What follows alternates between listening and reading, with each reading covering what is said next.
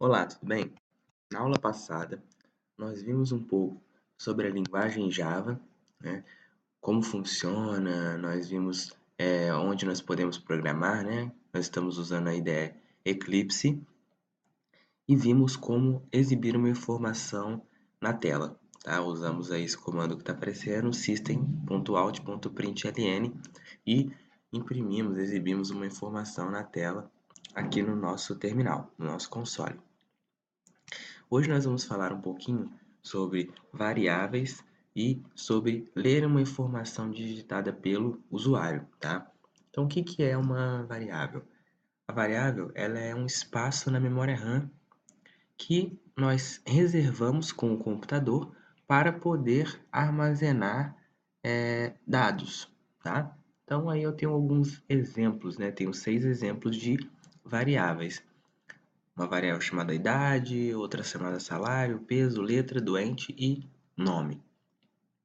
E cada variável em Java vai ter um tipo definido, tá? Então eu tenho que definir qual é o tipo de dado que eu vou armazenar naquela variável. Se eu vou armazenar um número inteiro, por exemplo, se eu vou armazenar um número real, que a gente vai ver que aqui nós estamos chamando de float, se nós vamos armazenar um texto, tá? E assim por diante. E aí, quais são esses tipos, né? No slide seguinte eu vou mostrar os tipos de dado existentes em Java, tá? Então eu vou ter que falar o tipo de dado, o nome da minha variável. E aí eu posso atribuir um valor a ela, como eu estou fazendo aí no caso, tá? Então vamos ver os tipos das variáveis. Então aqui eu tenho esses tipos: byte, short, int, long, float, double, boolean e char. E aí a descrição e o tamanho que ele ocupa lá na memória, tá? Então falando em número inteiro, ou seja, número sem vírgula, tá? Nós temos o byte, que é qualquer número que vá entre menos 187 e mais 127 e ocupa 1 byte na memória. Eu tenho um short, que é um valor entre menos 32.768 até 32.767 e ocupa 2 bytes. E aí, seguindo, eu tenho o int e eu tenho o float, tá?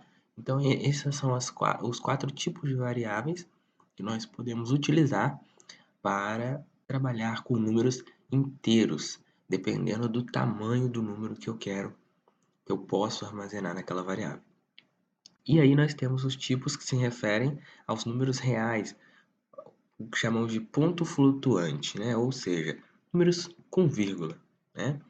E aí nós temos dois: o float, ocupando 4 bytes, e o double, ocupando o dobro de bytes de um float, ou seja, 8 bytes. Uma terceira categoria aí seria de booleanos, né? O que são os booleanos? O booleano ele só aceita dois valores, né? Dois possíveis valores, verdadeiro ou falso. No caso aqui do inglês, true or false, ok? E ocupa um bit na memória. E o char, que é um caractere, mas aqui no caso é um único caractere. A letra A, um caractere asterisco, um espaço, um sinal de exclamação, a letra B, qualquer letra do alfabeto, qualquer caractere especial, tá ok? Ou qualquer número também, porém armazenado em forma de caractere, tá? E aí nós temos um tipo muito utilizado, mas que não é um tipo primário, não é um tipo primitivo da linguagem Java. Na verdade, ele é uma classe que é o string, tá? Por isso que não está aqui nessa listinha aqui, mas é o que a gente vai utilizar bastante. E o string é uma cadeia de caracteres. Então, se eu quero armazenar palavras, frases, eu vou utilizar strings, tá? Aqui é um exemplo de criação de variáveis. Então, no primeiro exemplo, tá? O que está com barra barra é comentário, ou seja, o nosso compilador vai ignorar. Tá ali somente como informativo, tá? Tá com barra barra. E essa parte aqui que tá com barra asterisco, asterisco barra também é um bloco de comentário. A diferença é que o barra barra comenta uma linha e o barra asterisco, asterisco barra, eu posso comentar várias linhas, vou comentar um bloco, beleza? Só um parênteses aqui.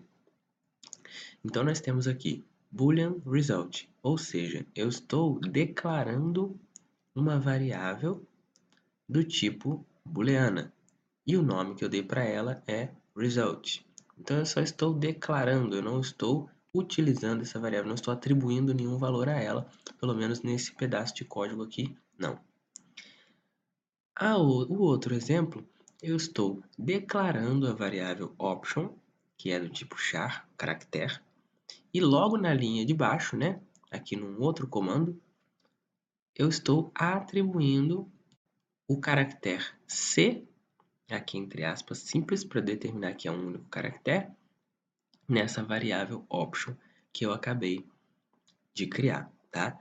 Então, eu poderia atribuir esse C a option em qualquer lugar do meu código depois de ter declarado option.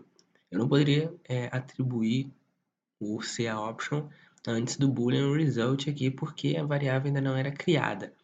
Mas se eu quisesse atribuir depois dessa outra variável aqui, eu poderia, tá? Então, eu posso atribuir um valor à minha variável em qualquer parte do meu código, desde que a minha variável já tenha sido criada, declarada anteriormente, ok?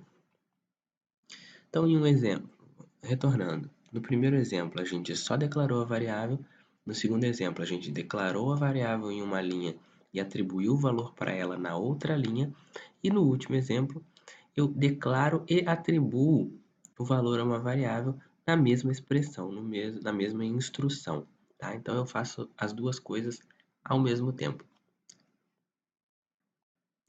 E aí, já sei criar variáveis, só que no nosso programa eu não vou ficar definindo os valores das variáveis no código. É interessante que exista uma interação com o usuário. Então eu vou pedir para que o usuário digite um número e depois eu vou ler esse número, tá? Como que eu vou fazer isso? Eu vou ter que utilizar uma classe, que aqui eu vou chamar de classe. Eu vou chamar de leitor, tá? Mas é a classe scanner. Essa é a classe que eu estou utilizando, a classe scanner.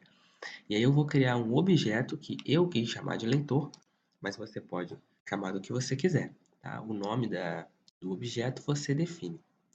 Então, vamos fazer esse exemplo aqui, lá no nosso Eclipse, e ver o resultado? O que eu estou fazendo? Eu estou criando três variáveis, tá? Uma string, como eu disse antes, uma cadeia de caracteres, uma variável inteira chamada idade e uma variável float chamada peso. E depois eu estou lendo essas três variáveis, né? Eu estou pedindo para o usuário digitar essas três variáveis. Vamos fazer esse teste aqui. Eu vou comentar aqui, ó, o meu systemout, ou seja, o meu compilador vai ignorar aquele comando, tá bom? Tá bom? Não está fazendo nada mais. E eu vou fazer o seguinte, eu vou criar uma variável string nome. Eu vou trabalhar só com o nome, depois eu crio as outras. Para eu fazer a leitura, como eu disse anteriormente, eu preciso da minha classe scanner. Então eu vou digitar aqui scanner, eu vou dar um nome para ela, eu vou chamar de leitor, mas você pode dar o nome que você quiser, igual a new scanner. E dentro do parênteses eu vou passar system.in como parâmetro.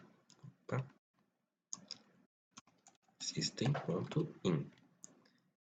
Então, existe o systemout para saída e existe o system_in para a entrada. Então, eu estou passando como parâmetro a entrada, né? No nosso caso aqui, o teclado, para que o scanner possa trabalhar. Se vocês repararem, está dando um erro aqui no scanner, tá? E apareceu uma lâmpadazinha aqui. Vamos clicar aqui para ver o que ele sugere para a gente como correção. Então, ele está pedindo para eu importar a classe scanner do pacote java.util. Então, essa classe scanner pertence a esse pacote e esse pacote não vem pré-carregado em Java. Então, eu preciso fazer esse import. Vou dar 2 cliques aqui. Ele vai acrescentar aqui para mim automaticamente a linha, ou seja, eu estou carregando essa classe dentro do meu projeto para que meu projeto possa se utilizar dessa classe, tá? cria o scanner. Agora eu vou colocar aqui, leitor.next. Então aqui eu estou fazendo uma leitura. Se eu só fizer essa leitura, meu cursor, meu console vai pedir para eu digitar alguma coisa, mas não vai fazer nada com essa informação. Então eu tenho que pegar essa leitura que foi feita e armazenar na variável nome, tá? Depois vamos exibir o nome aqui só para a gente ver se realmente foi armazenado, tá? Posso até digitar assim, por exemplo. Bem-vindo mais nome. Então eu estou concatenando a expressão bem-vindo com o conteúdo da variável nome. Vamos fazer um teste?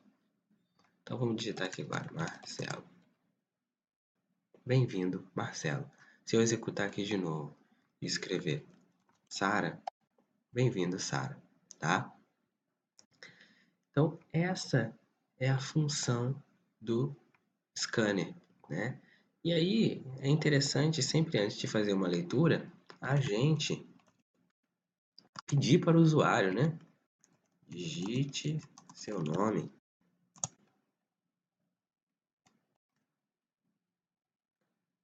Depois eu vou fazer uma leitura aqui, System Out. Digite sua idade e vou fazer a leitura dessa idade. Só que para fazer a leitura da idade eu preciso criar a variável idade, tá? Então eu vou falar que idade recebe leitor. Agora a diferença, leitor.nextInt. Por quê? Eu estou lendo agora um número inteiro. Então, vou armazenar numa variável inteira um nextInt. Se fosse uma variável float, seria o nextFloat. Tá ok? Vamos voltar. Vamos ver o resultado disso aqui. Então, digite seu nome,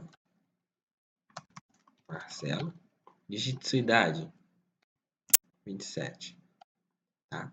Ele armazenou nas variáveis, mas como nós não exibimos nada, ele não vai...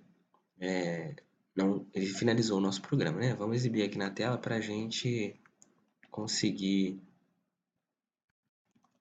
ver se ele está sendo realmente armazenado. Vou colocar assim, nome digitado mais nome e idade digitada mais idade. Vamos, Marcelo, idade 27. Nome digitado Marcelo, idade digitada 27. Então, dessa forma, a gente consegue interagir com o usuário, tá? Lendo informações e armazenando isso em variáveis para poder tratar isso futuramente, tá? Então, eu posso pegar essa variável e posso armazenar no banco de dados essas informações, eu posso fazer alguns tipos de cálculo, tá? Dependendo de qual é a função do meu programa, tá ok? Essa foi a aula de hoje, muito obrigado e até a próxima.